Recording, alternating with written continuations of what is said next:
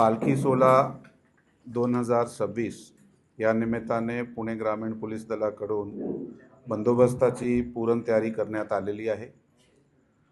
पुणे ग्रामीण पोलीस दलाचा जे कार्यक्षेत्र आहे त्या कार्यक्षेत्रात एकूण 6 मानाचे पालखी जे आहे ते जात आहे इथून पंढरपूरला।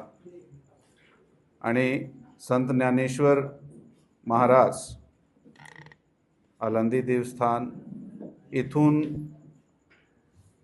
संत ज्ञानेश्वर याची पालखी आमच्याकडे झेंडेवाडी सासवड पोलीस स्टेशनच्या हद्दीमध्ये एंटर होत आहे आणि त्यातून सासवडला 2 दिवसाचा मुक्काम करून पुढे जेजुरी, जेजुरीच्या नंतर वेले, वेलाचे नंतर निरा मार्गे लोणंद सातारा जिल्ह्यात आगमन होत आहे। असा हे साधारण 55 किलोमीटरचा प्रवास जे आहे पुणे ग्रामीण पोलीस दलाचे कार्यक्षेत्रातून होत आहे।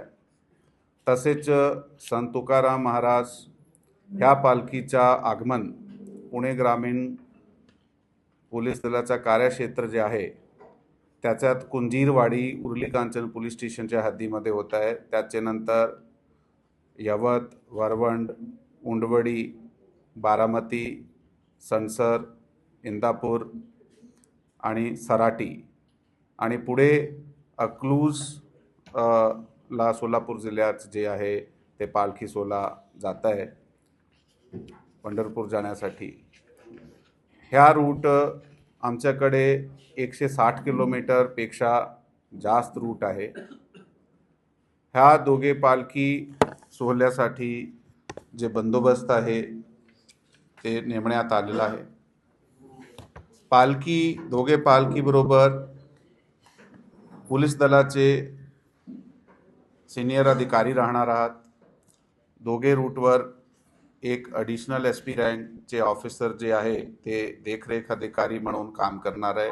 पालखी सोहळ्याबरोबर एक SDPO रँकचा ऑफिसर, त्याचबरोबर इतर अधिकारी, SRPFचे जवान, QRT, त्याचबरोबर निर्भय पथक अशा टीम्स प्रत्येका पालखीबरोबर देण्यात आलेल्या आहेत। प्रत्येका पालखीबरोबर दोघे पालखी रूट जे आहे दोघे पालखी रूटवर आमचे फिरते पोलीस मदत केंद्र असणार आहे।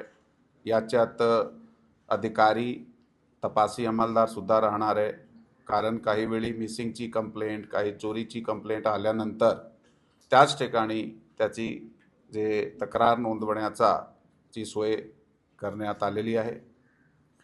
त्याचबरोबर प्रत्येका पालखी रूटवर मुक्कामाच्या ठिकाणी आणि विसाव्याच्या ठिकाणी बंदोबस्त योग्य पद्धतीने लावून तिथे जे गर्दी नियंत्रण आहे, विशेष करून रांग व्यवस्था जे आहे ज्याचे एंट्री पॉईंट आणि एक्झिट पॉईंट वेगवेगळे असले पाहिजे असले प्रकारचा नियोजन करण्यात आलेला आहे।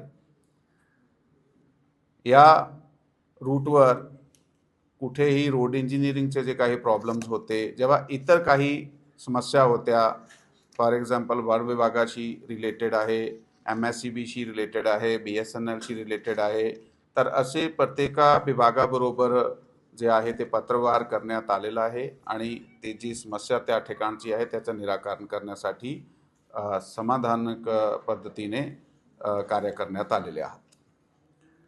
या संत तुकाराम महाराज पालखी सोहळ्यावर 3 रिंगण, एक पहिला काठेवाडी, दुसरा बेलवंडी आणि तिसरा इंदापूर या ठिकाणी 3 गोल रिंगण जे आहे ते आयोजित करण्यात येत आहे। त्यासाठी योग्य बंदोबस्त पुरवण्यात आलेला आहे। प्रत्येका ठिकाणी ॲम्ब्युलन्स, पॉवर बॅकअप, योग्य पुरेशी लाईटची व्यवस्था असा नियोजन करण्यात आलेला आहे। कुठल्याही प्रकारचे गुन्हे घडते कामा नये किंवा कुठल्याही प्रकाराची इव्हटीजिंग वगैरेचे गुन्हे घडता कामा नये आमचे क्राईम ब्रांच आणि महिला पोलिसाचे विशेष पथक दोघे पालखी रूटवर सतत कार्यरत असणार आहे। त्या रूटवर सुद्धा CCTV चलंत असणार आहे। आणि चेन स्नॅचिंग, पिक पॉकेटिंग किंवा इतर काही गुन्हे घडू नये त्यासाठी योग्य दखल देण्यात आलेली आहे. काही लोक बिनापरवाना त्या रूटवर ड्रोन उडवण्याचा प्रयत्न करत आहे, त्यासाठी सुद्धा योग्य प्रतिबंधक कारवाई करण्यात आलेली आहे.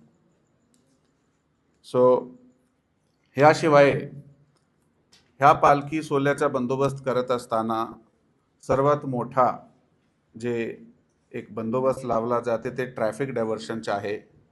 कारण त्या रूटला येणारे आणि जाणारे सर्व रस्त्यावर कुठेही प्रकारचा काही गाडी बंद पडणे किंवा त्या ट्रॅफिक वळवणे काही एखाद्या कारणाने, त्यासाठी कंटिंजन्सी रूट प्लॅन करण्यात आलेले आहे. कंटिंजन्सी रूटवर सुद्धा गुन्हे नियंत्रण दृष्टीने पोलीस दलातर्फे जे पेट्रोलिंग आहे, पोलीस पेट्रोलिंग ठेवण्यात आलेली आहे. भाविकाला कुठल्याही प्रकारची गैरसोय होणार नाही यासाठी प्रत्येक प्रकारची काळजी जी आहे ती घेण्यात आलेली आहे. ह्या रूटवर काही वेळी काही स्वागत कक्ष उभे केले जातात. त्या स्वागत कक्षावर काही प्रकार खाऊचे जे पदार्थ ते आहे ते वारकऱ्याला दिले जातात.